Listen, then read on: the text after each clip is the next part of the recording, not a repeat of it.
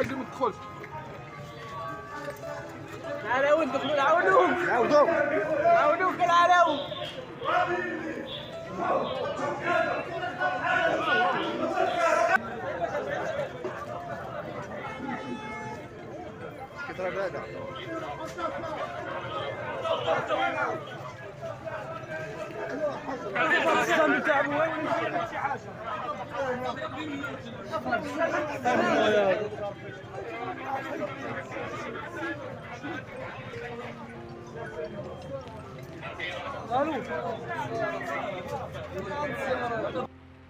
إذن مشاهدينا كاملين تابعنا البارح الفيديو اللي هز مواقع التواصل واللي كيوثق لمحاولة سرقة وكالة بنكية معروفة في رياض الألفة. الفيديو اللي كتشوفوه دابا كيبين حضور وتدخل رجال الأمن داخل الوكالة وخلق ضجة كبيرة في السوشيال ميديا. الصفحات الإخبارية والفيسبوكية كلها دوت عليه، واللقطات شافوهم عدد كبير من الناس. ولكن كاين جانب مهم بزاف اللي ما تسلطاتش عليه الأضواء واللي ما عرفوش الأغلبية، هو أن الشخص اللي تورط في هذه المحاولة راه مريض نفسي، وعائلته كتذكر هذا الشيء وكتوفر على إثباتات.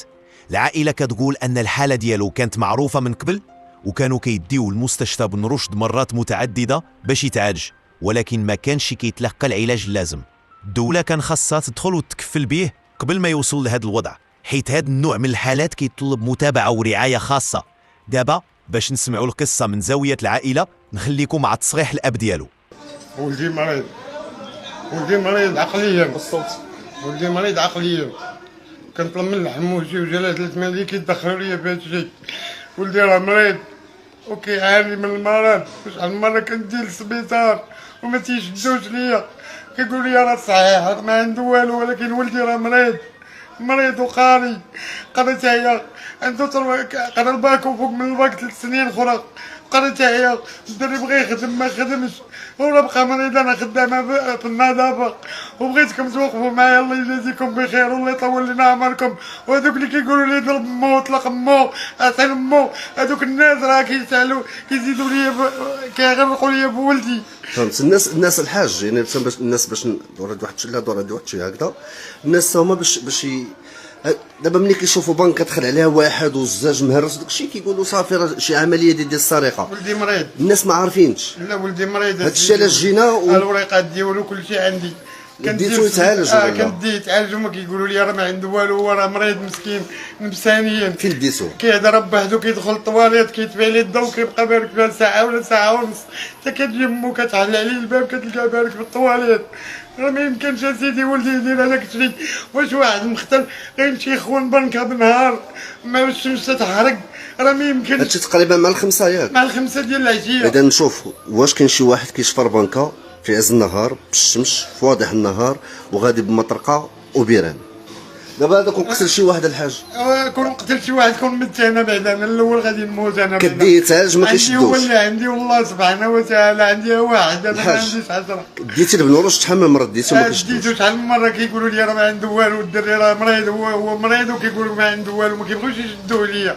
علاش ما تحمل الدوله المسؤوليه ديال ولدي انا؟ هادشي اللي قتل لي شي واحد انا غادي نولي انا فين هو اللي عندي وعندي. كون قتلو شنو غادي يقولوا؟ مجرم.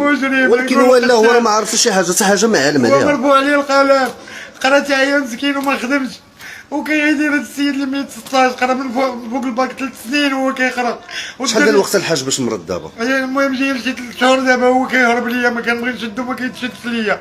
دابا راه هرب لمو، انت انا مطلق مو 3 سنين دابا باش مطلقه. شحال في عمره هو عنده 24 عام. 24 عام. والحاج بغيت نسولك ما تقلقش منك، كيتعاطى المخدرات؟ كيكمي يا سيدي كيكمي غير باش الناس هما يكونوا فاهمين. كيكمي الجوانات وكيكمي الكارو صافي فقط، هادشي اللي عنده. كان عنده مشكل ما كانش كيخدم؟ لا ما تيخدمش هو، ما كيلقاش الخدمه. ما كيلقاش الخدمه، كيمشي كيدفع عليهم كيبقى يدخل ويخرج في الهضره معاهم، ما كيخدموش، كيعرفوه مريض عقليا. هاد الناس هادو انا بغيت سيدنا الحموشي وجلاله الملك الله ينصرك، الا ما جاو بيا من حالي راه ولدي راه معقور، ولدي راه ما يديرش هذاك الشيء والله ما يديرو. شوف الحاج شوف الوريقات وريتيهم لي. المهم انا شفتهم عنده الوريقات، ولده كيعاني من مرض نفسي. انا كيف قلت لكم بان هذه العمليه اللي كتشاهدوا امامكم اللي فيها رجال الامن، فالحمد لله انه دخل البنكه لانه هاز واحد المطرقه وهاز شي حديد ثقيل. فتخيلوا بان كون غفل شي واحد وغادي يضربوا الراس غادي يصفيها ليه. راه اي حاجه مختل عقلي او مريض نفسي اي حاجه توقعوها منه. هذا جاتو في بالو قال اجي نضرب هاد البنكه اجي ندخل، ولكن راه ماشي الهدف ديالو هو السرقه. دابا راه دراسو هو كيلعب لانه ما كيفكرش بالعقل ديالو. دابا الولد ديالك دابا مشدود، سيدي مشدود. جاو البارح في الدار الحمراء، جاو داو البارح الدار الحمراء. ملي مشيت دابا حتى واحد ما بغى يعطيني راس الخيط على ولدي انا. شوف هو ضروري غادي يتقدم الحاج ياك، غيتقدم. انت غدير المحامي ديالك، غادي تعطي الاثبات بانه مريض نفسي، وديك الساعه راه القاضي. شوف هو باش يطلقوه باش نكون واقعيين الحاج، ما يطلقوه. هاد الدراري ما خاصهمش يشدوا في الحبس ولا خاصهم يجيبوه خاصهم يطلقوه، يديو لي يتعالج ليا خاصهم يمشي يتعالج. ولدي خاصو يتعالج. انا بغيت لان هادشي الدار عندكم هنا وفيه خطر. مورا كيهز عليها مقداش شحال من مره كيبغي يقتلها، هي ناعسه كاع وكيجيب لك لها حدا راسو وكيقول لها انت راه ماشي امي. كيما شفنا في تصريح الأب، المتهم راه ماشي مجرم عادي، راه مريض نفسي، وهاد النوع ديال الناس خاصهم علاج ورعاية، ماشي الحبس والسجن. الحالة ديالو واضحة والأسرة ديالو دارت اللي عليها، كيديوه لمستشفى بن رشد ولكن بلا فائدة، ما كاين لا متابعة لا اهتمام. صراحة الحالة مؤثرة بزاف، وما يمكنش إلا نحسو بالحزن والأسى على عائلة كتعيش مع ولدها في هاد الظروف الصعبة. الله يصبرهم مساكن ويعطيهم القوة. وللعلم المتهم راه قاري 3 سنوات بعد الباك، يعني عنده مستوى دراسي لا بأس به، وربما مشاكل نفسية أو حتى عاطفية هي اللي دفعته يدير هاد التصرف، ماشي حب في الإجرام ولا نية خايبة. من وجهة نظري هاد الحالة كتخلينا نرجعو نسولو شحال من واحد بحالو كيتعاني في الصمت، شحال من عائلة كتكرفص بلا ما تكحل. خاص يكون نقاش مجتمعي جدي حول المرض النفسي وكيفاش نتعاملوا معاه.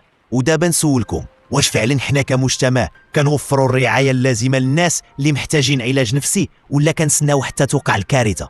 بالنسبة للناس اللي مازال ما استوعبوش مزيان شنو وقع، واخا شافوا اللقطات وسمعوا التعاليق في السوشيال ميديا، راه حنا وجدنا لكم فيديو كيرجع للتفاصيل من الأول وكيشرح شنو وقع بالضبط، كيفاش وصلت الأمور لهاد الحالة، وشنو هو الوضع الحقيقي ديال المتهم من خلال تصريح الأب ديالو.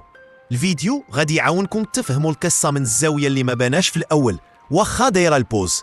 نخليكم تكتشفوا كل شيء بشوية ونتمنى توصل الصورة للجميع. شاقور هز مع واحد الشاقور وكيضرب بهاد الدجاج، هرسو دخل تقريبا وكيهرس لداخل تقريبا واحد 10 دقائق.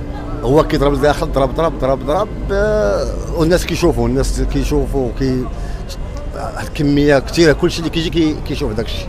كيفاش كان لاج ديالو؟ واش كبير ولا لا باقي صغير؟ تقريبا عنده واحد 25 24 سنه تقريبا، وكانت بحال واحد الحاله غير طبيعيه، اما يكون مقطع عقليا، اما يكون واكل شي مخدرات. هذا الشيء اللي تمكنوا رجال الامن، ولكن تمكنوا رجال الامن بصعوبه، شروا عليه المسدسات. اش كان هز مع الشاقور والحجر. الشاقور صافي وجاو تمكنوا منه، ولكن باش يلقاو عليه صعوبه، ما يمكنش هزوا عليه مسدسات.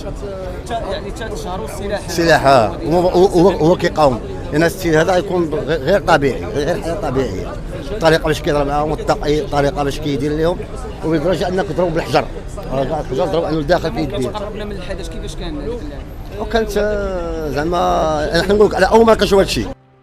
دابا كنتمنى أن الصورة تكون ولات واضحة عند الجميع، وكل واحد فيكم يقدر دابا يحكم ويعطي رأيه بكل وضوح وعلى بينة، خصوصا من بعد ما شفنا التفاصيل وسمعنا تصريح الأب.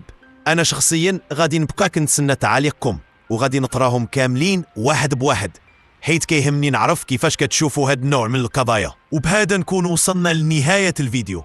ما تنساوش ديروا لايك باش توصلوكم الفيديوهات الجاية، وتشتركوا في القناة إلى مازال ما شاركتوش. نشوفكم إن شاء الله في فيديو جديد.